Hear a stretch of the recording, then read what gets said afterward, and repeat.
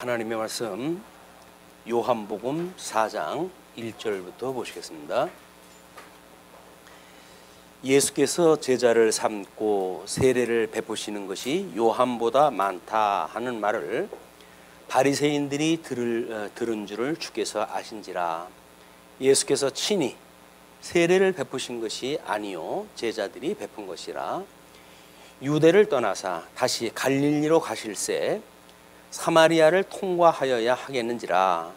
사마리아에 있는 수가라 하는 동네에 이르시니 야곱이 그 아들 요셉에게 준 땅이 가깝고 거기 또 야곱의 우물이 있더라.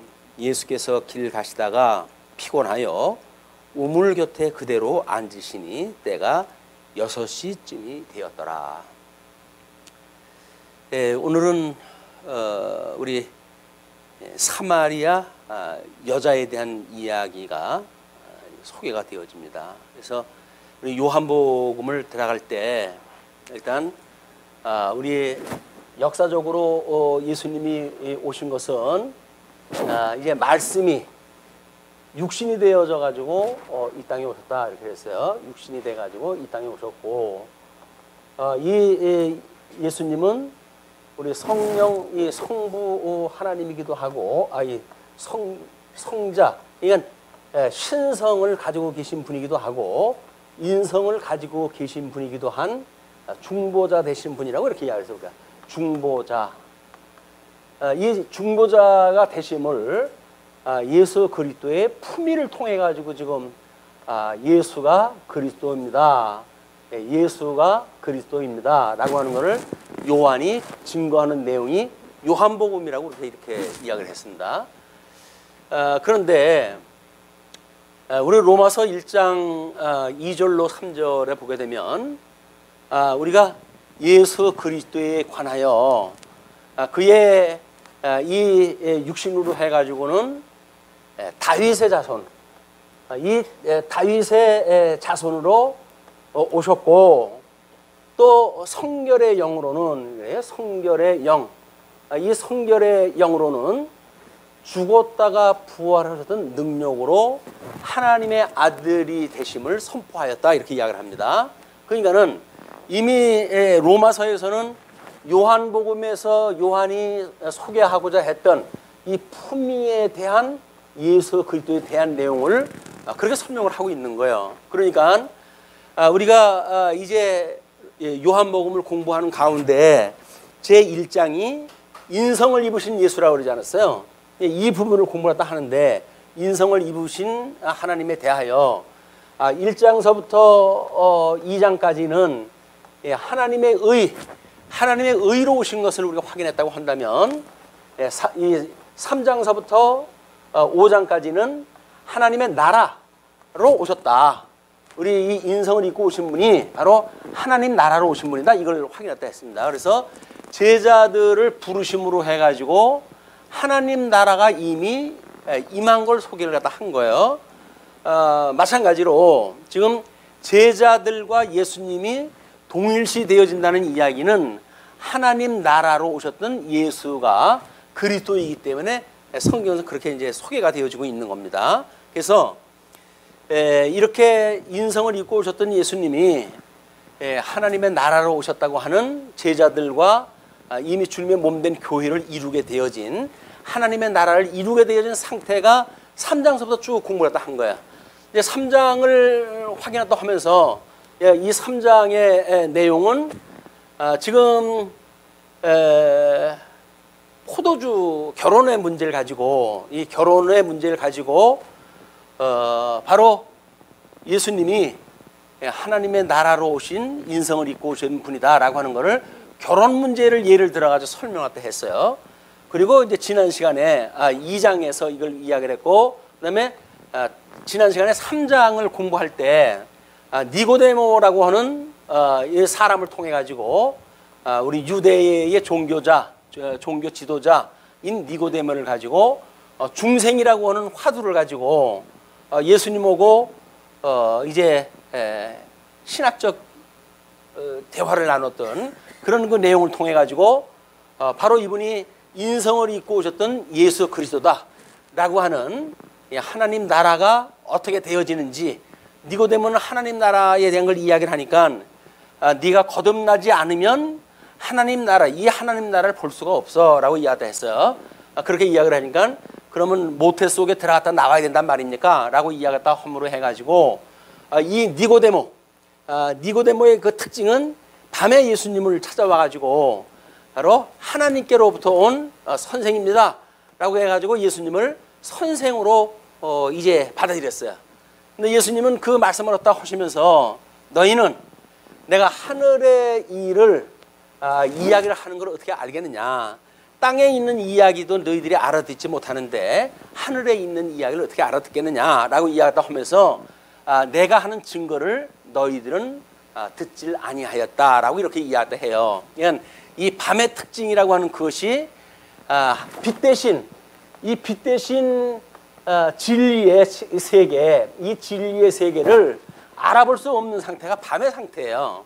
얘는 니고데모라고 하는 사람이 예수님을 하나님께로부터는 선생입니다라고 선의의 어떤 호칭을 불러가면서 이야기를 했지만 그는 밤에 찾아옴으로 해가지고 중생의 비밀도 하나님 나라도 보지 못한 이런 상태를 통해 가지고 우리 주님께서는 성령도 이와 마찬가지다라고 해서 성령이 오셔야만 하나님 나라를 볼 수 있게 되어지는 걸 이제 알려주는 거죠. 이것이 복음서가 끝나고 사도행전이 되어지게 되면 성령이 오시게 되면 너희들이 권능을 얻고 그래서 예루살렘과 온 유대와 사마리아와 땅끝까지 이르러서 나의 증인이 된다 이렇게 이야기를 했어요. 이 증인은 본고를 증거를 하는 사람들이거든요. 성령이 오셔가지고 권능을 입는다는 이야기는 하나님 나라를 눈으로 보는 사람들이에요. 하나님의 나라를 눈으로 봤다. 그 이야기는 뭐 의와 나라가 다 우리 예수 그리스도를 이야기하는 거지만 성령이 오시게 되면 우리 증인을 삼는다고 하는 그 이야기는 의에 대하여 나라에 대하여 우리가 확인하고 확신하고 그런 걸 가지고 증거하는 증인을 우리 주님께서 권능을 주어가지고 증인을 삼으신다. 이제 그런 그 이야기거든요. 그런데 뭐 니고데모가 나중에 뭐 어떻게 되어졌는지는 우리 관심이 없어요. 지금 요한은 그때 당시에 밤에 찾아왔고 예수님에 대한 것을 제대로 인식을 못했고 그리고 육적인 개념으로 알고 있었기 때문에 이게 왜곡되어진 성경관 이런 그 성경관을 통해 가지고 예수님은 성경이 무엇을 말하는지를 재해석을 다 해줌으로 해가지고 요한복음의 독자들한테 이걸 이야기를 주신 거예요. 그러니까 니고데모는 독자가 아니에요. 거기에 잠시 등장을 했다 하는 인물인데 그 사건을 통해 가지고 요한복음을 읽는 사람들에게 이 성경관이 왜곡되어지게 되면 이게 니고데모의 신앙처럼 육적 개념, 눈에 보이는 해 아래의 어떤 가시적인 세계를 하나님께서 언약하셨던 나라의 개념으로 이해를 한다. 그걸 우리가 이제 지난 시간에 확인했다 한 겁니다. 이제 오늘은 뭐지요? 우리 사마리아 여자에 대한 이야기예요. 사마리아. 근데 이 사마리아의 이 여성이라고 하는 그런 그 이야기는 주님의 몸된 교회의 교회성을 우리가 이야기를 할 수가 있어요. 하나님은 이제 남편 되시는 분이고 그 다음에 이스라엘 백성들은 그의 아내가 되어지는 것을 구약에서 여러 장을 통해서 보여줬죠. 그렇기 때문에 이 사마리아의 여자가 지금 신앙 상태가 어떤지 또는 그들이 가지고 있는 뭐 그림신 그 성경이라고 해가지고 사마리아 사람들만 따로 보는 성경이 있어요. 모세오경을 그들이 보는데 그걸 알고 있는 사람들이 지금 이 사마리아의 사람들이고 유대인들은 그런 사마리아 사람들을 천시하고 그래가지고 심지어 사마리아 지역을 지나가지고 갈릴리로 가지 않습니다. 우리 하나님의 그 나라를 보게 되면 이렇게 요단강 서편이 있고 요단강 동편 땅이 이스라엘이에요. 그래서 통일 왕국 때 차지했던 나라, 우리 민수기 끝자락에서 차지했던 요단 동편, 그 다음에 여호수아를 필두로 해가지고 차지했던 우리 요단강 서편, 이것이 하나님께서 약속하셨던 이 남쪽 하수로부터 북쪽 하수에 이르는 하나님의 약속한 땅이란 말이에요. 이게 하나님의 나라는 이 땅을 차지함으로 이루어지는 거예요. 그런데 721년에 아수르에 의해 가지고 요 남쪽 유다는 예루살렘만 남겨놓고 북쪽 이스라엘은 아수르에 의해 가지고 멸망이 됩니다. 이 아수르에 의해 가지고 멸망이 되어져요. 자, 721년에 아수르에 의해서 멸망이 되어지는데 아수르의 임금이 다른 지역에 있는 사람들을 끌어다가 사마리아 지역에 여기에 안주를 시켜요.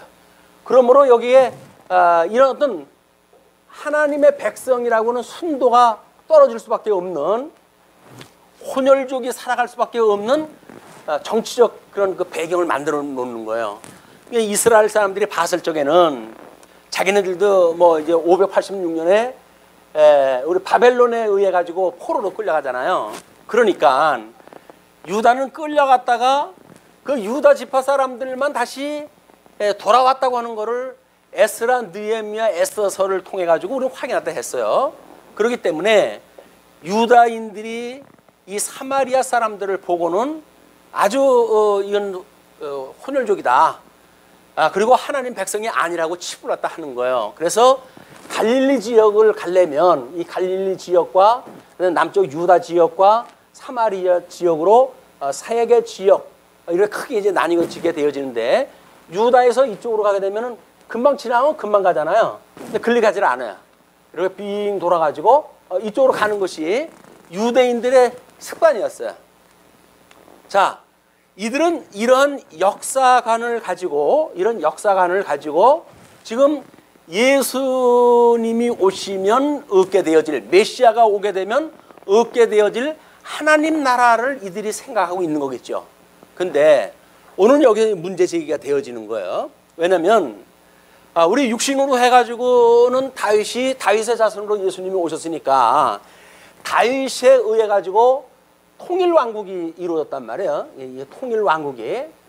근데 우리 이제 그 주보에 그 성경 구절을 소개를 갖다 해드렸지만은 거기 사무엘 하 5장 4절서 5절까지 보시게 되면 다윗이 나이가 30세에 왕위에 올라 40년 동안 다스렸으되 헤브론에서 7년 6개월 동안 유다를 다스렸고 예루살렘에서 33년 동안 온 이스라엘과 유다를 다스렸더라.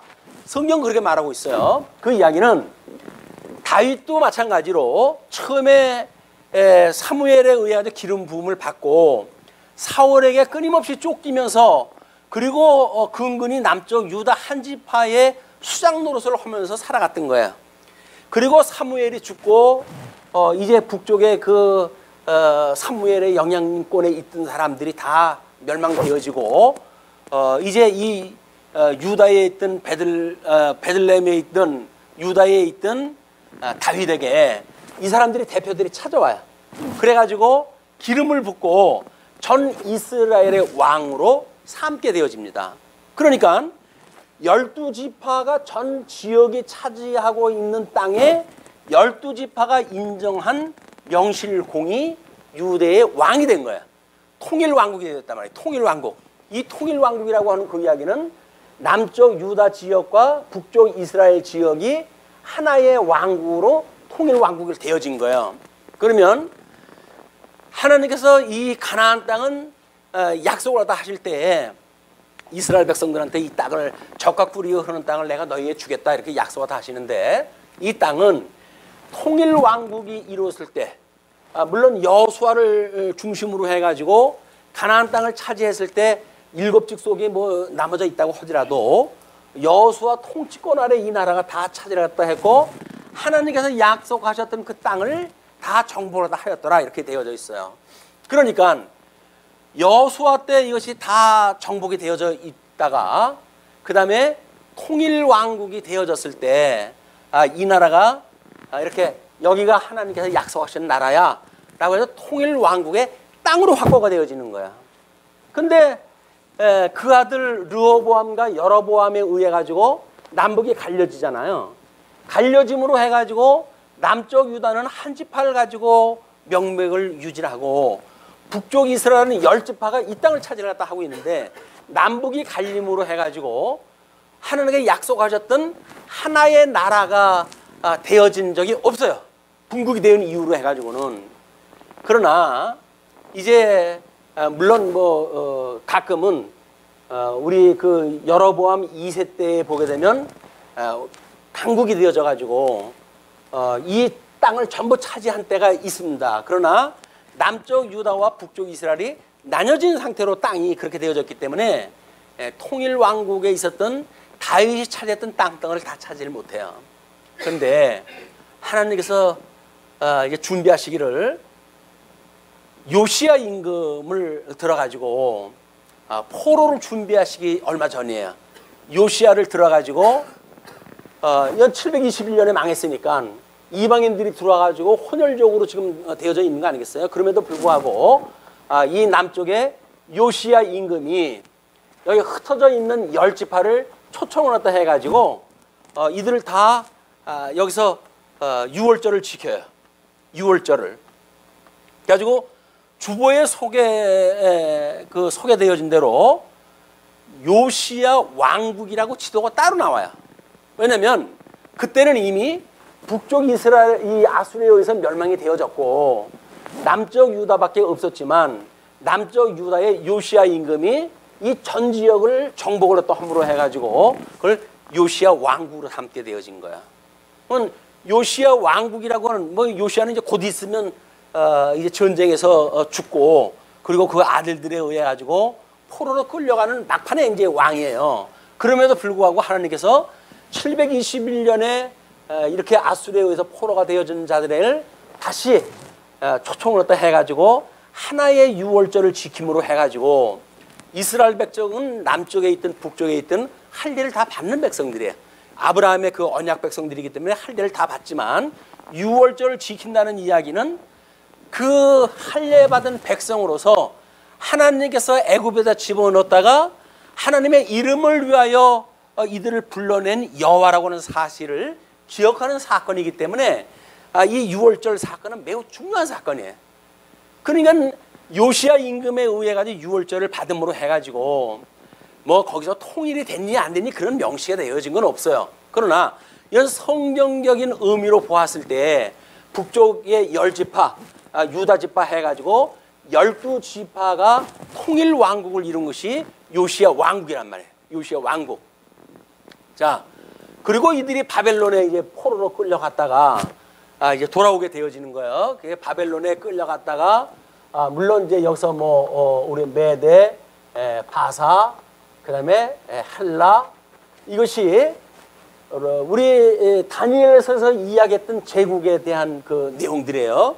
이 내용인데 물론 그 다니엘서는 이 바벨론 제국부터 시작이 되어졌기 때문에 여기 헬라 제국에 나중에 아수르와 그다음에 그 애굽의 그런 그 두 전쟁이 있었고 끝내 그 아수르에 의해 가지고 남쪽 유다를 아주 힘들게 했던 막 그런 그 역사가 소개가 되어졌지만 지금 제국으로 봐가지고는 요 제국이 이렇게 소개가 되어진 거야. 지금은 어디에 통치를 받고 있죠? 로마 제국에 통치를 받고 있는 상태야. 그런데 이렇게 되어진 그런 그 뒤에 지금 다윗의 그런 통일 왕국에 의해 가지고 나라가 세워졌고 라고 그러면 다윗의 혈통을 따라서 지금 이런 인성을 입고 오신 참 우리 그 이스라엘의 왕이 되어진다고 한다면 이분은 12지파를 다 장악을 해야 돼. 통치권 안에 들어가야 돼. 그러니까 이스라엘 백성들은 하나님의 나라가 이루어졌다고 그러면서도 사마리아의 지역을 배제시켜 놓고 그리고 남쪽 유다와 갈릴리 지역만 가지고 하나님의 나라로 치부했다 했단 말이에요. 이거는 그들이 성경에 의한 역사관에 오류가 있는 거야. 성경대로 이 나라가 이루어지려면 갈릴리, 사마리아의 유다 전 지역이 통일이 돼야 돼. 그거를 다 장악을 해야 돼요. 그러니까 만약에 예수님이 유대인들의 습관을 따라 가지고 이 사마리아를 피해서 가셨다고 한다면 예수님은 참 왕으로 오신 분이 아니에요. 이스라엘 통치자로 오신 분이 안 된단 말이에요. 유대인들하고 똑같은 역사를 가지고 계신 분이니까. 그러니까 지금 사마리아에 대한 여자의 그 이야기는 이런 중요한 구약 성경의 역사를 소개하기 위한, 그래서 예수님이 왜 사마리아의 지역을 지나갈 수밖에 없었는지, 보통은 전쟁 시에 우리가 그 전쟁 전사들의 발로 밟는 지역이 정복된 지역이에요. 거기를 지나갔다고 하는 그 이야기는 땅을 밟았다는 이야기고, 땅을 밟았다는 이야기는 예수 그리스도의 통치 아래에 있다고 하는 것을 보여주는 그 이야기란 말이에요. 그림이. 그런 내용을 가지고 우리 공부를 갖다 해야 되는데, 이런 역사관하고는 전혀 상관없는 사마리아의 여자가 부정한 여자고, 그 부정한 여자임에도 불구하고 예수님은 그를 구원에 대한 메시지를 소개했고, 그러므로 그 여자는 구원을 받았다라고 하는 걸로 설명을 하는데, 그거는 결과론적인 이야기예요. 사마리아가 구원받는다고 하는 그런 결과론적인 이야기지, 그것이 주가 되어지는 이야기가 아니란 말이에요. 그런데도 전통적으로 우리 칼빈이 해석을 했다 할 때 그 사마리아의 여자는 누구냐라고 하는 걸 갖다 이야기했다 했을 때 그는 부정한 여자다 라고 해석이 되어졌기 때문에, 그 이후에 모든 개혁교회 목사님들은 우리 칼빈이 대단한 분 아니에요. 그냥 그분의 주석을 그대로 답습을 갖다 해가지고 온 거예요. 그런데 아무리 봐도 예수님과 그 다음에 그 사마리아의 여자의 대화 내용을 보게 되면 부정한 여자로서의 그런 수준 낮은 사람이 아니에요. 신학적인 그런 그 논쟁을 갖다 하고 예수님한테 질문을 갖다 하고, 그리고 그가 그걸 이 복음을 깨달았을 때 바로 마을로 내려가가지고 복음을 증거할 수 있을 만한 이런 역사의식이 있는 사람이에요. 근데 이거를 성경에 왜 그렇게 설명하는지 모르니까 5번이나 결혼했다고 그러더라. 그건 뭐 별 볼 일 없는 여자겠지. 우리가 이거 속단하기가 쉬운데, 자, 우리가 아까 뭐라 그랬어요? 하나님이 이스라엘의 남편이고, 그 다음에 이 여자는 우리 하나님의 아내가 되어지는 거라고 그랬잖아요.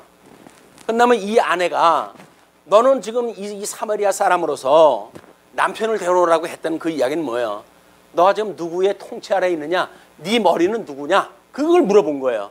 왜? 남편은 여자의 머리니까. 근데 이 여자가 이 5제국에 의해 가지고 진정한 머리가 없어요. 전부 속국에 여지껏 달려져 있던 사람들이에요. 다만 지금 현재는 로마 제국이라고 하는 아래에 지금 통치를 받고 있기 때문에 진정한 남편이 없는 사람들이, 이 사람들이. 그래 여기서 이 사람들은 남편이 없는 사람들과 같이 남편이 빼앗긴 과부의 형상으로 좀 살아가는 사람들이란 말이에요. 이 사람들을 위해 가지고 예수님이 남편 대신 예수님으로 이 땅에 오신 거예요. 이렇게. 그래서 결혼을 갖다 해가지고 우리 그 결혼 이 사건을 통해 가지고 예수 그리스도와 그의 몸된 교회를 통해 가지고 남편과 아내의 관계를 이야기를 했잖아요. 어떻게 이제 예수님이 초림의 역사를 끝내고 승천하셔가지고 재림 때까지 역사가 해가시는지, 요걸 결혼 사건을 가지고 소개를 했단 말이에요. 요거가 요즘 사마리아 여자에게 요걸 그대로 적용이 되어지는 이야기예요. 자, 그러면 이제 이런 그 역사적 배경, 이걸 이제 미리 설명을 드리는 것은 이런 역사적 배경을 가지고 이제 성경을 읽으면 성경이 보여요. 그것이. 그러면 성경을 순서로 따라가면서 읽어보면 이것이 나오니까 미리 소개를 갖다 해드린 겁니다. 자, 그런데 예수께서 제자를 삼고 세례를 베푸시는 것이 요한보다 많다 하는 말을 바리새인들이 들었다고 하는 그 이야기는 결국 뭐예요? 우리가 예수님께서 이제 당신한테 그 세례 받은 사람들이 다 예수님한테 갑디다 라고 이야기를 했더니 나는 쇠하여야 되겠고 이제 그는 흥하여야 되겠다, 이렇게 세례 요한이 제자들한테 이야기를 했잖아요. 그렇게 돼야 되겠다라고 했던 대로 지금 일이 벌어지고 있단 말이에요. 이 하나님의 나라가 예수님을 통해 가지고 이루어지고 하나님의 나라가 지금 점점 구체화되어지고 있는 것을 보여주고 있는 사건이에요. 세례를 받는 사람들이 교회에 입교가 되어지고 그 주님의 몸된 교회의 구성원으로서 교회가 지금 운영이 되어지는 거 아닙니까? 물론 이때는 세례 받았다고 해서 교회 들어오는 사람들은 아니에요. 그러나 신령한 의미로 보았을 때 유월절을 지켜가지고 요시야 왕국에 의해서 하나의 민족임이 증명되어졌듯이 예수님한테 세례를 받아가지고 이는 예수님을 머리로 한 주님의 몸된 교회의 아내의 신분을 이미 우리 주님께서 확보하다 하시는 내용이란 말이에요. 자, 그러면 이제 이전에 예수께서 친히 세례를 베푸신 것이 아니요 제자들이 베푼 것이라. 우리가 그 세례 받는 사건을 이야기했을 때 마치 예수님이 세례를 베푼 걸로 이야기를 하잖아요. 근데 예수님이 세례를 베푼 걸로처럼 이야기를 하는데 여기서는 예수님이 친히 베풀질 아니하고 제자들이 베풀었다고 이 가로를 쳐가지고 설명이 되어지고 있어요. 그 의미는 뭡니까? 이미 예수 그리스도와 주님의 몸된 교회는 일체시키는 거예요. 일체. 몸과 이 머리와 교회가 하나의 단체가 되어지는 거예요. 그걸 좀 보여주는 거예요. 그러니까 제자들이 세례를 준 거는 누가 준 거예요? 예수님이 주신 거예요. 우리가 지금 성도가 신앙생활을 하는 거는 누구의 열매가 나타나는 거예요? 예수님의 능력이 나타나는 거예요. 근데 우리는 그분을 떼어내고 우리들의 관계만 가지고 신앙생활 운운하는 이야기는 아무런 의미가 없어요. 머리 대신 예수님의 통치에 의해서 영적 예배를 드리고 있다고 하는 이런 신앙생활적인 또 이제 이 여자들하고 이야기할 적에도 지금 이제 영적 예배에 대한 이야기가 나오는데 그 예배에 대한 개념이 없으면 그냥 교회는 덜렁덜렁 종교 생활을 하는 걸로 끝납니다. 우리가 예수님하고 우려고 일체감을 느끼는 거예요. 예수님으로 말미암아 내가 거듭나고 중생되어졌고 연합되어졌고 그분으로 말미암아 주님의 몸된 교회의 구성원이 되어졌고 주님의 몸된 교회의 구성원이라고 하는 그 이야기는 예수님과 뗄래야 뗄 수 없는 관계라고 하는 것이 이미 확보가 되어 있는 사람들이란 말이에요. 그래서 뭐 여기 아니면 교회가 없냐 이런 식으로 교회를 생각한다고 한다면 그분의 신앙은 의심스러운 거예요. 왜? 예수님이 지금 눈에 보이는 교회를 통해서 이걸 보여주고 계시는데 그게 뭐 여기만 꼭 교회야? 라고 해야지 자기 입맛 찾아간다는 이야기는 이런 개념을 모르기 때문에 그런 일들이 일어난단 말이에요. 교회를 쪼개는 일? 그것이 왜 그래 만만하게 보일까요? 세상 사람들만 보이는 거예요. 자기의 뭐 눈에 보기 싫은 사람들, 누구는 좋은 사람들, 그게 나니까 파당을 짓게 되면 A 장로파, B 장로파 교회가 갈라지는 거란 말이에요. 그것이 교회가 뭔지를 모르는 사람들의 이런 뜨내기 같은 삶이 시작이 되어지는 거다. 그러나 이것이 만약에 우리에게 중요한 교회관으로 확립이 되어지게 되면 우리는 여기 뼈를 묻겠다고 하는 그런 생각을 가지고 주님의 몸된 교회에 처음서부터 끝까지 우리 생애의 전생을 통해서 섭리하시는 하나님을 이 환경 속에서 배우게 될 거예요.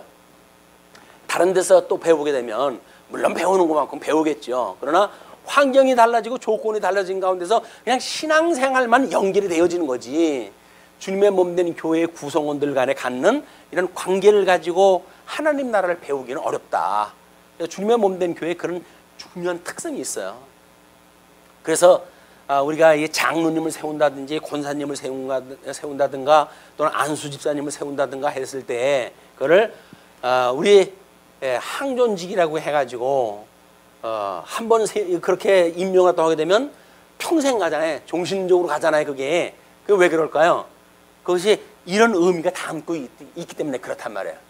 그러면 장로 집사는 그렇게 하고 서리 집사는 그냥 아무데나 뭐 마구 잡아도 될까요? 아니에요.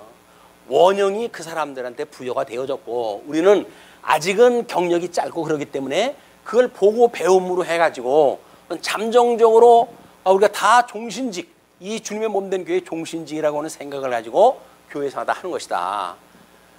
그래야 우리 자녀들에도 일관된 복음을 가르칠 수 있을 뿐만 아니라 이런 주님의 몸된 교회의 어떤 전통, 역사 이걸 통해 가지고 하나님의 나라가 무엇인지를 바른 역사관을 가지고 소개가 되어지기 때문에 그렇습니다. 자, 그러면서 이제 그렇게 통과하여야 하겠는지라 사마리아에 있는 수가라 하는 동네에 이르시니 야곱이 그 아들 요셉에게 준 땅에 가깝고 야곱, 열조 중에 야곱이 언급이 되어집니다. 이 야곱이라고 한다면 야곱, 이삭, 아브라함, 이걸 우리가 이스라엘의 열조라고 그래서 열조.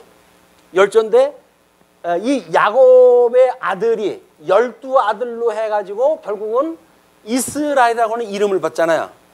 그녀는 이스라엘 백성들이 애굽에 내려간 사람들이 야곱의 아들 70명으로 시작되어진 거예요. 왜? 12지파가 다 내려가야 되니까. 그게 언약자손이에요. 이게 언약자손. 그러니까 이 언약자손에 대한 거는 오실 예수 그리스도에 대한 예표적인 사건이란 말이에요. 이 예수 그리스도의 예표적인 사건으로 해가지고 언약자손을 갖다 이야기를 한 거예요. 그래서 예수님을 언약자손이라고 그러죠. 우리 언약자손인 예수님이 오셨다 이렇게 이제 이야기를 하는 그것도 바로 이런 12지파 야곱의 아들이라고 동일시되어지는 걸로부터 시작되어지는 거야. 자, 그러면 이 언약자손이 이 선민국가를 이제 이룰 때에 통일 왕국을 이루고 분국이 되어지고 유수가 되어지고 그리고 회복기를 이룸으로 해가지고 하나님 나라가 이루어졌잖아요. 그러면 모형적으로 성경을 이해를 하고 있다고 한다면 그들은 이 완성도가 떨어졌다 할지라도 이 회복에 시켜주시는 하나님 나라 이걸 가지고 하나님 나라는 하나님이 약속된 대로 회복되어지고 말 거야 라고 하는 걸 우리가 보통 믿음으로 사는 사람들이 보는 세계예요. 언약되어졌으니까 언약대로 이 되어진 거니까 역사적으로 이루어졌냐 안 이루어졌느냐라고 이야기를 하면 그 사람들은 이미 하나님 나라를 믿지 않은 사람들이에요. 하나님 나라는 약속되어진 대로 회복이 되어진 거를 믿음으로 보는 사람들이 하나님 나라를 누리고 사는 사람들이라니까요. 아직도 안 이루어졌어요 라고 하는 유대인들은 이스라엘 백성들은 지금 예수님을 믿지 않잖아요. 그는 에스라, 느헤미야, 에스더서에서 역사적으로 회복에 대한 건 모형적으로 보여줬는데도 불구하고 믿음의 눈으로 보질 않으니까 그들은 아직 하나님 나라가 이루어지지 않았다고 보는 거예요. 지금도 마찬가지예요. 우리가 신앙생활도 하면서 여기가 아직도 뭐가 완성이 안 됐어 라고 하는 그 이야기는 뭐예요? 하나님 나라가 완성이 회복이 되지 않았다고 보는 거란 말이에요. 이 포로로 끌려갔던 사람들이 다 돌아오지 않았으면 여기서 회복이 안 된 걸로 보게 되면 뭐예요? 구약 성경이 아직도 완성이 안 된 거예요. 그 모형적으로 완성이 안 된 거를 예수님이 와가지고 이 구약 성경대로 성취를 갖다 하지를 않고 여기서는 완전히 회복되지 않은 걸로 그려졌는데 예수님은 그걸 완성되어진 걸로 성취를 갖다 하실까요? 아니에요. 믿음으로 이 회복되어진 거를 실체적으로 이루기 때문에 완성도가 높은 성취를 갖다 하실 뿐이지 이 회복이 되지 않은 하나님 나라를 주님께서 이루시는 게 아니란 말이에요. 자, 그러면 지금 유수되어지기 전에 여기서 요시야 임금이 등장을 했고 그 요시야 임금에 의해 가지고 분국이 되어졌지만 이 분국이 다시 연합이 되어졌단 말이에요. 이 12지파로 해가지고 연합이 되어졌고 그리고 여기서 여전히 포로로 끌려간 거는 유다 지파만이 포로로 많이 끌려갔어요. 왜? 10지파는 사람 취급도 못 받았으니까 뭐 별 주제 있는 사람들이 없어요. 그러니까는 남쪽 유다의 뭐 벼스라치라든지 이런 사람들만 끌어갔지 북쪽 이스라엘 사람들은 끌어갈 이유가 없는 거야. 그러니까 에스라, 느헤미야, 에스더서에서 돌아온 자 명단 속에 북쪽 이스라엘 사람들의 기록이 될까요? 안 될까요? 아니 끌려간 사람들이 없는데 뭘 기록이 있어요. 기록이 없지. 당연히 기록이 없는 거야. 왜? 그 사람들은 여기서 이미 연합이 되어졌다고 하는 걸로 해서 이스라엘 백성들과 일치가 되어지는 거예요. 여기서 돌아왔느냐 안 돌아왔는 포로로 끌려간 사람만 돌아올 거니까 그냥 유다 지파 사람들만 회복에 대한 것이 기록이 있지 북쪽 이스라엘 사람들은 연합되어진 그 이유도 마찬가지로 그들에 대한 언급이 없어요. 그냥 12지파로 이스라엘 백성들의 아류로 해가지고 자기 주변에서 그냥 먹고 살고 이렇게 살았던 사람들이에요. 그러나 하나님이 보시기에는 12지파를 회복을 시킴으로 해가지고 온전한 회복을 모형적으로 보여줬던 사건이 구약 역사로 해가지고 아주 완세트로 이루어진 거예요. 예수님이 그걸 그대로 이루셔야 돼요. 그걸 이루셔야 되기 때문에 지금 이 요시야에 의해 가지고 연합이 되어지는 것처럼 유다 백성들은 그걸 포기했지만 예수님은 그거를 이 사마리아 지역을 지나감으로 해가지고 당신이 완성을 시킨 거예요. 그래서 이제는 예수님이 왕으로 통치하는 지역은 이게 나뉘어지는 지역이 아니야. 다 예수님이 통치하는 나라로 이루어진 거야. 그게 하나님 나라로. 이게 하나님 나라입니다. 사마리아 빼놓으면 하나님 나라 아니에요. 땅 언약을 하셨을 때 이미 가나안 땅을 약속을 했기 때문에 일부러 빠진다든지 하게 되면 그게 다 이루어진 게 아니란 말이에요. 자, 그러니까 이제 거기에 야곱의 우물이 있다. 그렇게 이야기를 했죠. 그러니까 예수께서 길 가시다가 피곤하여 우물 곁에 그대로 앉으시니 때가 6시쯤이었더라. 6시라고 한다면 지금 이거를 현대 시간으로 나눠놓게 되면 이 밤하고는 다르게 정오 12시예요.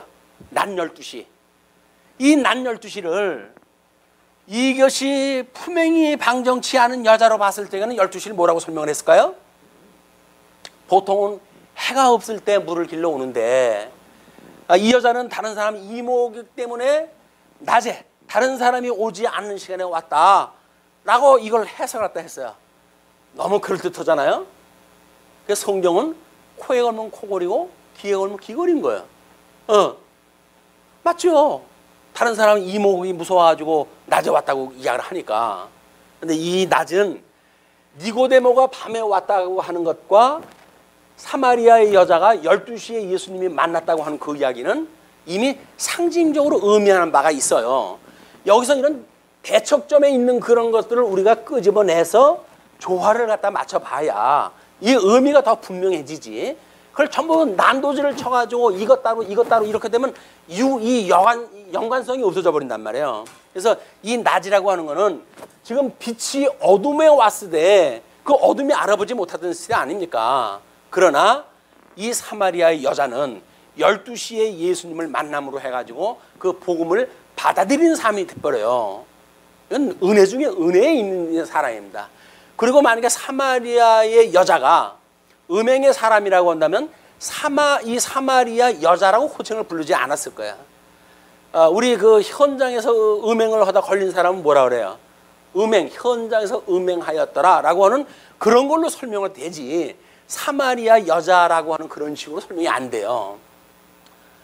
이 사마리아 여자라고 하는 그 이야기는 사마리아 댁 뭐 이런 걸로 우리가 볼 수가 있어요. 이제 사마리아 댁. 우리가 뭐 전주 사람이 시집을 오게 되면 그 여자에 대해서 뭐라 그래요? 전주댁, 그나라 전주댁. 그것처럼 사마리아 여자.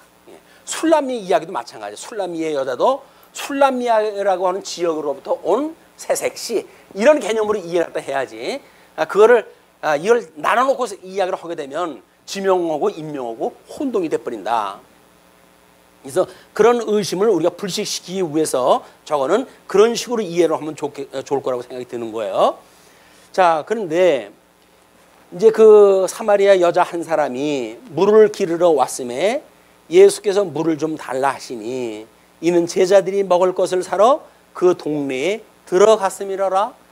이제 그 제자들은 쇼핑을 갖고 예수님 혼자 그 이제 우물가에 앉았는데 그때가 12시쯤이에요. 그때 여자가 물을 길러 온 거예요. 그랬더니 그 사마리아 여자가 이르되 당신은 유대인으로 어찌하여 사마리아 여자인 나에게 물을 달라 하나이까. 이때에 가지고 있는 유대인들의 어떤 습성에 의할 것 같으면 사마리아의 사람들을 사람 취급도 안 하는 사람들인데 당신 보안이 유대인인데 어찌하여 나한테 물을 달라고 합니까? 그 이야기는 뭐예요? 보통 유대인들하고는 당신이 뭐가 다르군요 라고 하는 걸 이야기하는 거예요.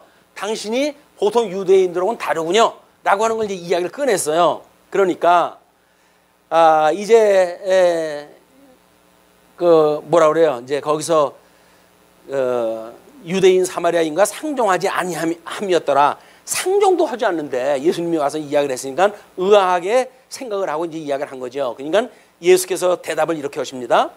예수께서 대답하여 이르시되 내가 만일 하나님의 선물과 또 내게 물 좀 달라 하는 이가 누구인 줄 알았더라면 내가 그에게 구하실 것이요 그가 생수를 내게 주었으리라 라고 이야기했다 하니까 여자가 이르되 주여 물 기를 그릇도 없고 이 우물은 깊은데 어디서 당신이 그 생수를 얻겠사옵니까? 눈으로 보이는 가식인 상황을 놓고 지금 질문을 제기하는 거예요. 그러니까 우리 조상 야곱이 이 우물을 우리에게 주셨고 또 여기서 자기와 자기 아들들과 짐승이 다 마셨는데 마신 거는 좀 조건이 같은 거죠. 그런데 지금 그 조건이 예수님이 부족한 조건은 뭐냐면 물이 깊고 기를 것이 없어가지고 기를 수 있는 형편이 안 되는 사람이라는 거예요. 그런데 그렇다고 본다면 당신이 야곱보다 더 큽니까? 기를 수 있는 조건도 안 되는 데서 그 물을 줄 수가 있단 말이에요. 그럼 우리 조상 야곱보다 당신이 더 크다는 이야기입니까? 라고 질문했다 하잖아요. 이런 신학적인 질문을 갖다 하는 사람은 보통 어떤 음행을 갖다 하는 사람을 치부하기에는 이 신학적 배경이 너무 단단해요, 이 사람이. 자, 그렇게 이야기를 딱 합니다. 그러니까 예수께서 대답하여 이르시되 이 물을 마시는 자마다 다시 목마르려니와, 지금 현상에 있는 것하고 예수님이 주겠다고 하는 내용을 구분해 가지고 여자는 그걸 가지고 당신이 그 우물을 주었던 야곱보다 더 큽니까? 라고는 시간적인 비교를 가지고 질문을 갖다 했는데 예수님은 시간적인 비경이 아니라 이런 공시적인 입장에서 그걸 설명을 갖다 해가는 거예요. 이 땅에서 이 물을 마시는 자마다 다시 목마르려니와 내가 주는 물을 마시는 자는 영원히 목마르지 아니하리니 내가 주는 물은 그 속에서 영생하도록 솟아나는 샘물이 되리라. 만약에 이 여자한테는 뭐 그런 지금 사마리아의 그 오경만 인정하는 가운데 신앙생활을 하기 때문에 유대인들이 가지고 있는 이 회복의 역사를 그들은 모를지도 몰라요. 그런데 이 회복에 대한 역사가 에스겔서 47장에 보게 되면 성전으로부터 이 생수가 솟아나가지고 동편으로 나오다가 그리고 남편으로 이 흘러가가지고 전 지역에 그 물에 닿는 사람마다 죽었던 생명이 살아나는 역사가 있게 되어져요. 그 생명의 이 역사가, 그게 회복의 역사를 에스겔이라고 하는 선지자가 기록에 남겨놓은 거예요. 그게. 그리고 이제 그건 길어가지고 47장 대부분을 소개를 갖다 해야 되기 때문에 여기서는 짧은 걸로 소개를 갖다 해드렸어요. 그게 뭐냐면 스가랴서인데 스가랴 14장 그 이야기는 선민국가 회복에 대한 이야기였거든요. 14장 8절로 11절까지의 내용이 솟아나는 생수에 대한 이야기인데 그래서 8절로부터 10절까지만 소개를 갖다 해드립니다. 그날의 생수가 예루살렘에서 솟아나서 절반은 동해로 절반은 서해로 흐를 것이라. 여름에는 겨울에도 그러하리라. 여호와께서 천하의 왕이 되시리니 그날에는 여호와께서 홀로 하나이실 것이요 그리고 그 이름이 홀로 하나이실 것이며 온 땅이 아라바같이 되되 게바에서 예루살렘 남편 림몬까지 미칠 것이며 예루살렘이 높이 들려 그 본처에 있으리니 베냐민 문에서부터 천문자리와 성모퉁이 문까지 또 하나넬 망대로부터 왕의 포도주 짜는 곳까지다. 그러니까 전 지역에 생수가 나가지고 그 예루살렘의 동편 땅도 물론 서편 땅도 다 여기에 생수가 돋아남으로 해가지고 회복되어질 걸 보여주는 거예요. 이 회복되어지는 걸 통해 가지고 하나님이 너희의 홀로 하나님이 되신다 그런 이야기 아닙니까? 우리 신명기에서 공부할 때 뭐라 그랬어요? 그들이 이제 이 너희들이 열국으로 흩어질 터인데 그때 나 이 마음을 다하고 뜻을 다하여 돌이킨다고 한다면 나는 너희의 하나님이 되고 그 다음에 너희는 나의 백성이 될 것이야 라고 신명기에 약속됐잖아요. 약속되어진 대로 회복되어질 때에 하나님을 찾는 백성에 의해서 이 회복이 되어졌을 때 하나님이 진정 이스라엘의 하나님이 되신다고 약속대로 좀 이루어진다고 하는 사실을 선지자들이 끊임없이 그걸 갖다 이야기를 한 거예요. 그러니까 구약 성경을 잘 알고 있는 유대인들은 이거를 알 수밖에 없어요. 이 일을 알 수밖에 없어요. 말만 하면 그 얘기가 그 얘기인지 알아들을 수밖에 없어요. 그렇게 되어져 있는데 지금 이 생수의 문제를 가지고 이제 그걸 이야기를 한 거예요. 그래서 그 7장 26절로 사마리아 여인과 생수에 대한 그 교훈, 그 내용은 따로 소개를 다 하지는 않습니다. 그거는 한번 우리 강론이 끝나더라도 그렇게 보셨으면 좋겠어요. 자, 그렇게 됐을 때 여자가 이르되 주여 그런 물을 내게 주사 목마르지도 않고 또 여기 물기르러 오지도 않게 하옵소서 라고 해가지고 지금 뜨거운 때볕에 물기르러 오는 것도 귀찮고 그 먹으면 또 갈증나고 갈증나는 물 아닙니까? 그것이 세상의 수수는 육적인 물의 특징이란 말이에요. 뭐 저도 뭐 강론 끝나면 또 한 잔 먹고 계속 먹잖아요. 왜 그럴까요? 조활이 나요. 조활이 나니까. 근데 성령이 충만해가지고 조활증도 안 나고 만약에 생명이 역사했다 한다고 한다면 물 마시지 않고 뭐 강론 몇 시간을 그냥 할 수가 있을 거예요. 근데 이 인간이 약하니까 1시간만 하게 되면 목소리가 갈라지고 물 한 잔 먹어가지고 치워줘야 되고 이런 그 일들이 벌어진단 말이에요. 이 여자가 생수를 달라는 게 그런 그 물을 갖다 주십시오 이야기다 하니까 그 물 달라는 건 뭐라 그랬어요? 지금 회복이 되어져서 이스라엘 백성들이 온전히 그 예수님에 의하여 회복되어지는 역사라고 이야기를 했잖아요. 그러니까 예수님께서 그러니까 이야기를 하는 거야. 이르실 때 가서 내 남편을 불러오라. 아니 생수 이야기다 남편 얘기가 왜 나오냐고요. 말 안 해도 아시겠죠? 생수 얘기하다가 남편 이야기 하는 것이 이 회복의 역사인데 다니엘서에서 예언에 의할 것 같으면 회복되어지는 걸 보게 되면 우리 뭐 아스리아 그다음에 바벨론 그다음에 메데 바사 헬라 이 제국이 끝났을 때 뜬돌이 일어나가지고 신상을 깨트려 버리고 그리고 하나님의 나라가 도래되어진다고 하는 거를 선지서들이 이야기를 했으니까 그냥 네가 지금 생수를 달라고 네가 나를 누구로 알고 생수를 달라는 거지 내가 만왕의 왕 이 지은 하나님 나라의 통치자 만주의 주 그걸로 내가 알고 있느니 그걸 갖다 이제 시험을 또 하기 위해 가지고 너의 머리 되는 남편을 데려와 그 이야기예요. 이 성경적인 배경을 알고 이 이야기를 들으면 기가 막힌 이야기입니다. 이건 어떤 성경의 해석 방법으로 그 설명이 될 수가 없는 일이에요. 그러나 생수 이야기에다 남편 불러온다라고 하는 것이 말이 안 되잖아요. 이야기를 하다가 아니 예수님이 논리적으로 이제 뭔 사건을 설명을 했겠고 요한도 뭔가 좀 논리적으로 설명을 해가는 중 아니겠어요? 근데 그럼 이 얘기가 이 얘기 왜 해요? 라고 하는 질문이 나오게 되면 글쎄 뭐 그 음행한 여자로 보니까 남편을 데려오라고 시험한 거 아닐까? 오늘 그렇게 이제 갖다 댈 수밖에 없단 말이에요. 자 그런데 이 여자가 대답하여 이르되 나는 남편이 없나이다. 예수께서 이르시되 내가 남편이 없다 하는 말이 옳도다. 예수님이 그걸 갖다 이제 간파하다 했어요. 그러면서 너에게 남편 5이 있었고 지금 있는 자도 내 남편이 아니니 내 말이 참되도다. 요한계시록에 가게 되면 이제 이런 이야기가 나와요. 5은 망하였고 하나는 지금 있고 그리고 하나는 아직 오지 아니하였다라고 해가지고 제국에 대한 이 역사를 이야기했다 해요. 그러니까 로마 제국 아래에 이 하나가 있는 것까지는 소개가 되어지는데 이제 이 나중에 도래할 그 제국 로마 제국 다 무너졌잖아요. 그럼 요한계시록의 배경이 돼가지고 올 제국이 어딜까요? 그게 이제 우리 요한계시록을 풀어가는 의미란 말이에요. 뭐 모르긴 몰라도 지금 이제 이 이스라엘 제국이라고 하는 그 이스라엘과 그다음에 이스라엘의 대척점에 있는 이스마엘의 후손들 간에 그런 대결이 되어진다고 한다면 모르긴 몰라도 회교권의 제국화가 되어져 가지고 이스라엘을 공격하는 그런 제국으로 등장하다 하지 않을까 그런 그 짐작을 다 해보게 되어지는 거예요. 자 이렇게 되어졌으니까 남편을 데려오라고 이야기한 거예요. 그래서 여자가 이르되 주여 내가 보니 선지자로소이다 라고 이야기했다 했어요. 남편 5개 있는 거 맞췄기 때문에 선지자라고 이야기했다 했을까?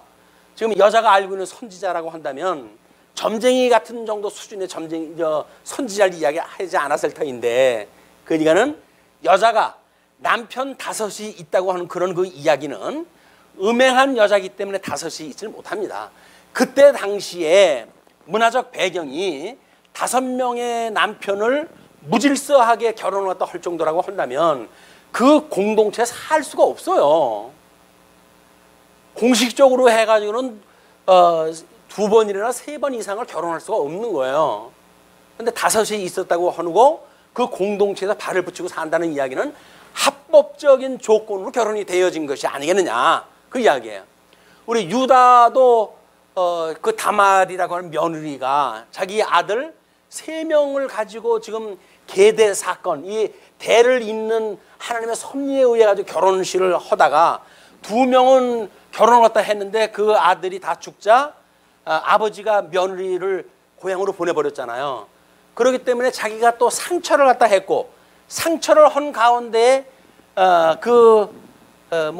양털을 깎으러 갔다가 그래서 기생을 만나가지고는 거기서 일을 갖다 저질러가지고 그 유다의 대가 이어져 갔단 말이에요.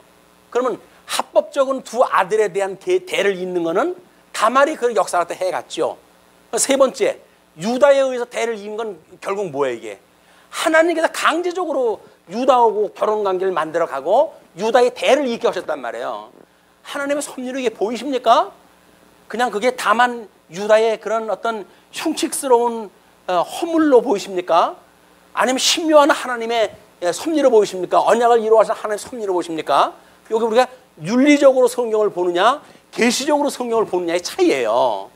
윤리적으로 보게 되면 이거 어떻게 며느리하고 붙어먹고 참 성경도 어떻게 창피하게 그런 이야기를 써놨냐, 창피해가지고 예수 믿는다고 하는 이야기를 내가 할 수가 없다, 이런 이야기가 나온단 말이에요. 이제 오후 시간에도 또 이제 그 얘기가 나올 텐데, 근데 이걸 계시적으로 이해를 갖다 하지 못하게 되면 윤리적으로 접근을 갖다 해가지고 막 그것이 인간 보는 관점으로 해석이 되면 해석이 안 되는 겁니다. 자, 그러면 이제 그렇게 했어요. 그런데 선지자로서이다. 그런데 우리 조상들은 이 산에서 예배하였는데 당신들의 말은 예배할 곳이 예루살렘에 있다 하더이다.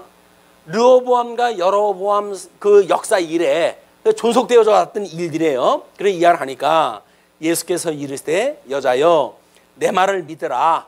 네가 나를 선지자로 알진대 내 말을 믿어라, 그 이야기죠. 이 산에서도 말고 예루살렘에서도 말고 너희가 아버지께 예배할 때가 이르리라. 이런 역사적, 시간적, 공간적 개념으로 이해했던 모든 계시의 역사가 마치게 되면 신령한 방법으로 하나님 앞에 예배할 때가 온다, 그 이야기예요. 자, 그렇게 하면서 이제 너희는 알지 못하는 것을 예배하고, 예배한다고 다 예배하는 게 아니라니까요. 알지 못하는 걸 예배하는 거예요. 우리 종경이라고 그래 있어요. 알지 못하는 것을 예배하고 우리는 아는 것을 예배하노니. 예배한다는 이야기는 뭐가 전제가 돼야 돼요? 예배의 대상. 이 대상이 누군지를 알아야 돼요. 대상이 누군지도 모르고 예배한다는 건 웃기는 얘기 아니에요. 하다못해 점쟁이한테 점을 치러 가도 점쟁이의 영빨이 어느 정도 된지를 알고 우리가 점을 쳐야 되는데, 한차 하나님을 예배한다고 그러면서 하나님이 세상을 만들었는지 나의 지금 삶을 주관하고 계신 분인지 이런 것도 모르고 무슨 예배를 갖다 합니까? 온 천하 만물을 다 지으시고 지금도 여전히 살아계셔가지고 나의 일거수일투족 모든 것들을 하나님의 뜻을 따라 나를 섭리하시는 하나님, 그 하나님 믿어져야 우리가 그 주님을 예배할 거 아니겠어요? 예, 그런 예배에 대한 걸 이야기다 하는 거예요. 그러면서 아버지께 참되게 예배하는 자들은 참되게 알고 이런 신지식에 의한 우리들의 어떤 그 반응, 신앙생활, 예배라고 하는 생활이에요. 예배라고 하는 생활은 하나님을 아는 지식으로부터 시작되어지는 거거든요. 지식을 모른다고 한다면 예배가 안 되는 거니까. 그래서 아버지께 참되게 예배하는 자들은 영과 진리로 예배할 때가 온다. 이것이 이 예배할 때 영과 진리 뭐예요? 계시되어진 성경, 그에 대한 우리 진리의 인식의 주관대가 되는 성령, 이런 거에 의해서만 이 예배가 가능한 거예요. 성령의 역사가 아니고 예배 드린다는 건 거짓말이에요. 그냥 가서 비나이다라고 해가지고 뭐 고시때 되면 절가리고 뭐가 미어 터지잖아요. 그 사람들 하나님 예배하는 거 아닙니까? 아니에요. 뭐예요? 자기 요구 들어달라는 거예요. 비나이다. 그거는 어떤 이방 종교도 다 하는 거예요. 성경에 계시는 하나님 앞에 예배드리는 거 아닙니다. 자, 그러니까 이제 그 진리, 영과 진리로 예배할 때가 오나니 곧 이때라. 예수님이 오셔가지고 지금 이 사역을 하기 때문에 이때다, 그 이야기죠. 아버지께서는 자기에게 이렇게 예배하는 자들을 찾으시느니라. 우리 이쪽에서 너희들은 마음을 다하고 뜻을 다하고 생각을 다하여 나에게 돌아오게 되면, 그것이 하나님 앞에 예배하게 되면, 그런 그 이야기예요. 그 약속을 믿고 너희들이 예배하게 되면, 그러면 나는 너희 하나님이 되어지고 너희는 나의 백성이 될 것이야 라고 하는 이야기는 뭐예요? 너희들이 그 예배되어지는 관계가 아버지와 아들의 관계가 회복되어질 것이야. 그걸 이야기를 하는 거란 말이에요. 그러니 하나님은 영이시니 예배하는 자가 영과 진리로 예배할지니라. 영과 진리로 예배하지 않는 모든 것들은 거짓말이에요. 신비주의적으로 해가지고 샥 해가지고 사람이 벌렁벌렁 넘어지고 아무 소용이 없어요. 그거는 귀신도 하는 짓이에요. 그거는. 근데 그걸 보면 사람들이 와 대단하다 이야기하잖아요. 죽었던 자를 살리시는 우리의 영을 살리시는 하나님의 역사를 우리가 믿는다고 한다면, 그 흙덩어리 넘어졌다 일어나는 게 뭐가 그렇게 대단한 겁니까? 영이 죽었다가 살아나게 하시는 주님의 역사인데, 그걸 믿는 우리들이 흙덩어리가 실어졌다가 일어나는 거 대단한 거예요? 웃기는 거예요. 그게 육적인 것이 더 크게 보는 사람들의 그게 오류다. 우리는 하나님이 어떤 분인지 잘 알아요. 죽었던 우리를 살리셨던 분이에요. 우리를 아들로 삼아주신 분이에요. 나라가 망해졌었는데 그걸 꺼질 듯 하는데 꺼져가게 마저 두질 않냐시고, 그게 촛불을 회복해 주시는 하나님. 바람이 불어가지고 이 바람 앞에 등불 같은 이스라엘 백성들 아닙니까? 연약하기 짝이 없는. 그럼에도 불구하고 그 중에 우리 주님께서 그 나라를 지켜주시는 주님. 상한 갈 때도 마저 꺾지 아니하시고 남겨주셔서 하나님의 백성들을 회복해 주시는 하나님. 그 하나님 우리 믿는 거란 말이에요. 자, 그러면 이제 그렇게 이야기를 하니까 여자가 이르되 메시아 곧 그리스도라 하는 이가 오실 줄을 내가 아노니, 여기서 말하는 그리스도라고 하는 이야기는 신명기에서 이야기했던 나와 같은 선지자를 두겠다라고 했던 그 대선지자를 이야기를 하는 거야. 그 대선지자는 물론 예수 그리스도를 이야기하는 것인데, 이 사람들은 그 내용은 모르지만 그거를 그리스도라 하는 이가 오실 줄을 내가 아노니, 그가 오시면 모든 것을 우리에게 알려주시리이다. 약속되어진 걸 이 여자는 믿고 있어요. 그리고 그분이 오게 되면 나한테 알려줄 것까지도 믿고 있는 사람이에요. 그런 사람이 음행을 5번이나 해가지고 결혼을 갖다가 마구잡이로 뭐가 하고 이런 어떤 생활이 물러나는 그 사람이 아니라니까요. 아무리 봐도 그걸 찾을 수가 없어요. 음행의 그런 그 흔적들을 찾아볼 수가 없어요. 그렇기 때문에 예수께서 이르시되 내게 말하는 네가 말하는 내가 바로 그라 하시니라. 예수님께서 내가 기다리고 있던 그리스도야 라고 이야기했던 거야. 너무 극적인 거 아닙니까? 여자가 그런 내가 이 그리스도가 오면 저한테 알려주실 거예요 라고 했는데, 내가 그야 라고 이야기했어요. 그때 여자의 반응이 어떻게 일어났을까요? 놀라운 반응이 일어나는 거예요. 어떻게 해요? 27절, 이때 제자들이 돌아와서 예수께서 여자와 말씀하시는 것을 이상히 여겼으나 무엇을 구하시나이까? 어찌하여 그와 말씀하시나이까? 묻는 자가 없더라. 제자들도 사실 관심이 없어요. 예수님이 불러가지고 그냥 제사를 삼아줬지만 이 여자만큼도 관심 없는 사람들이에요. 그러니까는 뭔 얘기예요? 뭐 필요한 거 있으세요? 라고 물어보지도 않았어요. 라고 하니까 여자가 물동이를 버려두고 동네로 들어가서 사람들에게 이르되 내가 행한 모든 일을 내게 말한 사람을 와서 보라. 이는 그리스도가 아니냐라고 해가지고 복음을 진 것 같다 해요. 이거를 대충 사는 사람이 그런 반응을 불러일으킨다고요? 은혜가 많은 곳에, 죄가 많은 곳에 은혜가 많기 때문에 그럴 수 있다고요?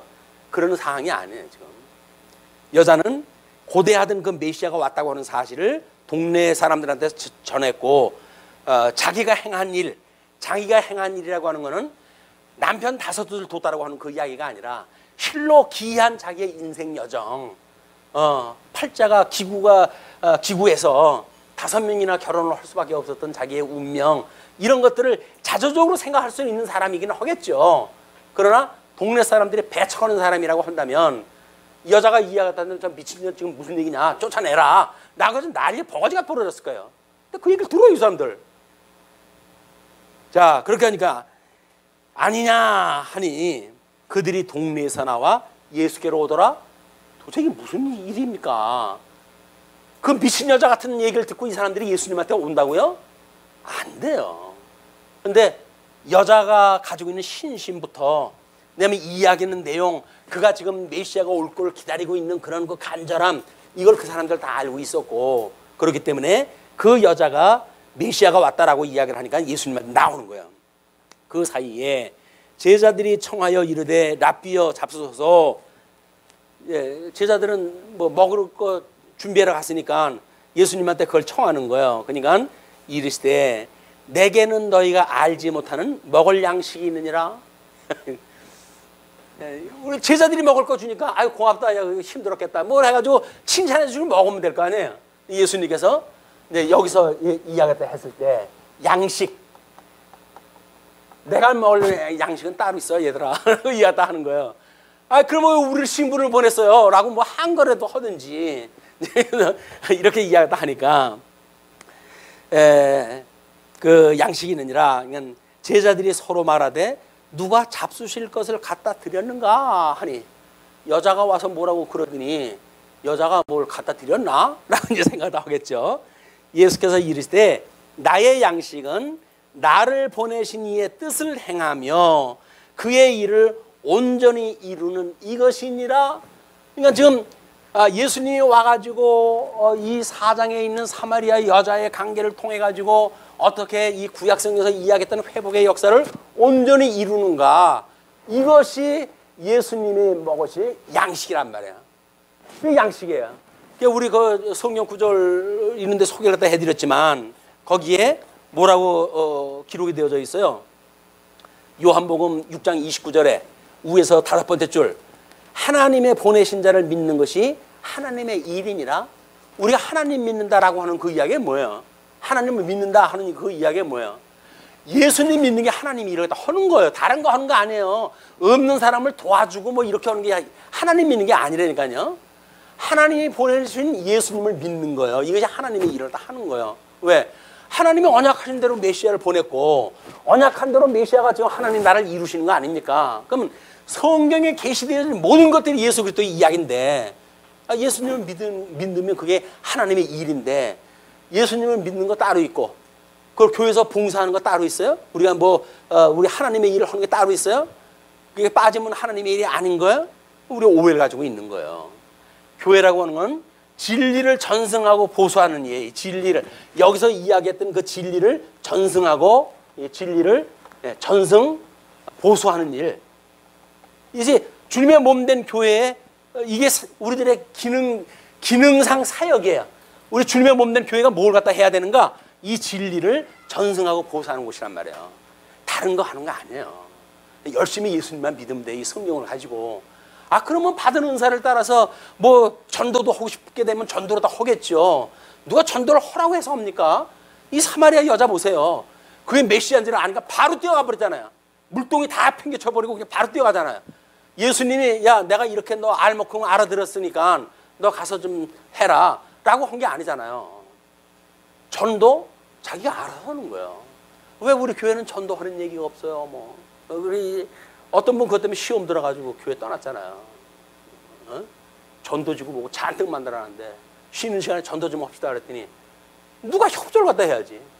자기 가족 몇 분이 가가지고 하다가 보니까는 야 우리가 뭐는 짓이냐 이게 마음에 안 든다 이렇게 되어지는 거예요. 전도를 하면 은혜가 돼야지 뭐 시험이 됩니까? 전도를 한다고.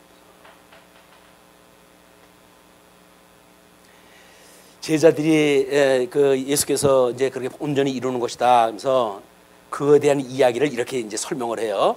아까 우리 먼저 번에 이 결혼을 예를 들었던 거, 예수님이 승천하시고 재림할 때까지 그 이야기를 설명했는데, 그걸 여기서 이런 식으로 설명을 합니다. 너희는 넉 달이 지나야 추수할 때가 이르겠다 하지 아니하느냐? 이제 그때 그 어떤 속담의 그런 형식이에요. 그렇게 하니까 그러나 나는 너희에게 이르노니 너희 눈을 들어 밭을 보라 희어져 추수하게 되었도다. 이미 다 이제 추수할 그런 그 곡물이 익어가지고 되어졌단 말이에요. 그러나 거두는 자가 이미 삭도 받고, 거두는 자 이렇게 구약 성경에 언약되어진 대로 지금 유대 종교 문화가 이루어져 갔고, 그때 당시에 예수님이 왔어요.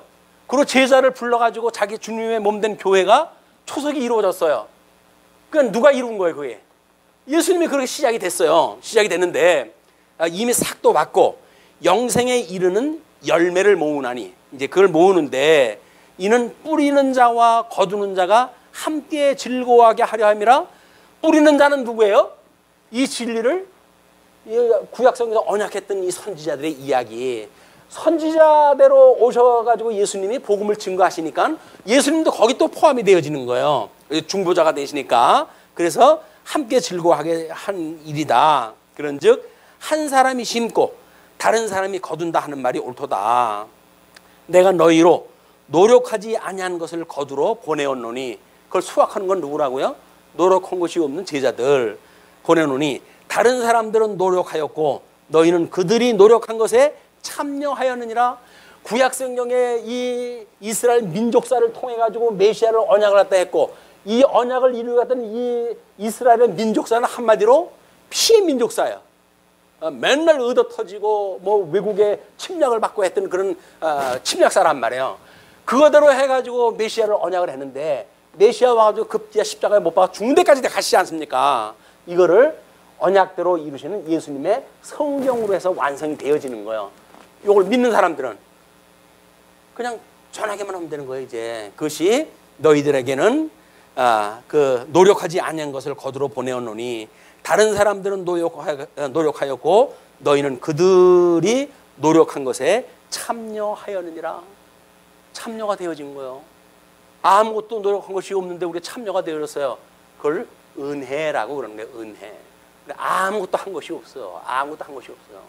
주님께서 우리를 불러가지고 그 일에 참여케 하셨어요. 그냥 너는 나를 따르라 라고 해도 우리 그냥 불러주셨다니까요. 그래도 제가 이걸 좀 해야 되지 않을까요? 그랬던 사람들이 몇이 있죠. 근데 예수님께서 뭐라 그래요? 그런 사람들은, 야, 죽은 자는 죽은 자에게 맡기고 너는 나를 따라, 이렇게 얘기하잖아요. 그런데 뭐 그래도 죽은 자는 우리 아버지인데 뭐 장례는 지내야 될 거 아니겠습니까? 예수님은 죽은 자는 죽은 자에게 맡기란 말이에요. 이렇게 해가지고 이 역사를 섭리해 가신 내용이 쭉 소개가 되어집니다. 자, 그러면서 39절로 이제 42절 여기까지만 보십시오. 여자의 말이 내가 행한 모든 것을 그가 내게 말하였다 증언하므로 그 동네 중에 많은 사마리아인들이 예수를 믿는지라. 사마리아인들이 예수께 와서 자기들과 함께 유하시기를 청하니 거기서 이틀을 유하심에, 있을 수 없는 일인데도 불구하고 그런 일이 만들어져요. 예수의 말씀으로 말미암아 믿는 자가 더욱 많아 그 여자에게 말하되 이제 우리가 믿는 것은 내 말로 인함이 아니니 이는 우리가 친히 듣고 그가 참으로 세상의 구주신 줄 알미라 하였더라. 유대인들이 함께 이틀 동안 모여가지고 뭘 했다 했을까요? 예수님 말씀드렸죠. 예수님 말씀 듣는 게 뭐예요? 유월절 잔치가 벌어진 거예요. 거기서 예수를 그리스도로 믿는 대사건이 벌어진 겁니다. 그것이 요시야가 드렸던 유월절의 모형적인 언약이 성취되어진 사건이다. 오늘은 조금 어렵고 뭐 난해하고 그동안에 해석하던 거고 달라서 시간이 좀 오래 걸렸어요. 그렇게 이해하시고 기도하시죠.